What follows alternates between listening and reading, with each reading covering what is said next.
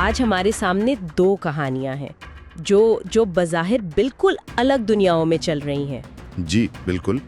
एक तरफ तो किचन में एक ख्वाब को पूरा करने की जंग है और दूसरी तरफ हॉस्पिटल के कमरे में जिंदगी और मौत की कश्मकश।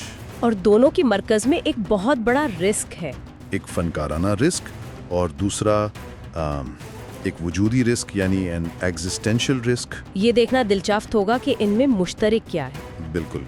तो किरदार हैं जवेरिया जो एक बड़े कुकिंग मुकाबले की तैयारी कर रही हैं, और फिर हैं दिलान और बारान जिन्हें एक ऐसा फैसला करना है जो उनकी दुनिया बदल देगा।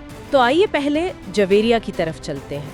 हाँ, वो मुकाबले के लिए एक डिश चुनने की कोशिश कर रही हैं और उनकी परेशानी वो साफ नजर आ रही है। वो कुछ ऐसा बनाना चाहती हैं जो सिर्फ अच्छा ना हो, मतलब यादगार हो, और आखिरकार वो एक ऐसी डिश चुनती हैं जो सुनने में ही शाकार लगती है। बिल्कुल शाकार लगती है।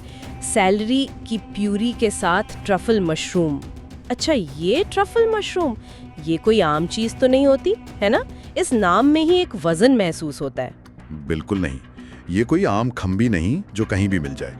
ट्रफल, वो समझें कि जमीन के नीचे उगने वाला एक खजाना है जिसे ढूंढना अपने आप में एक फन है, और इसीलिए ये दुनिया के महंगे तरीन अज्जा में से एक है। तो जवेरिया सिर्फ एक डिश बनाने का नहीं सोच रही। नहीं, वो एक तरह से खजाने की तलाश पर निकल रही हैं, और इस बात की कोई गारंटी नहीं कि ये खजाना उन्हें मिलेगा भी या नहीं।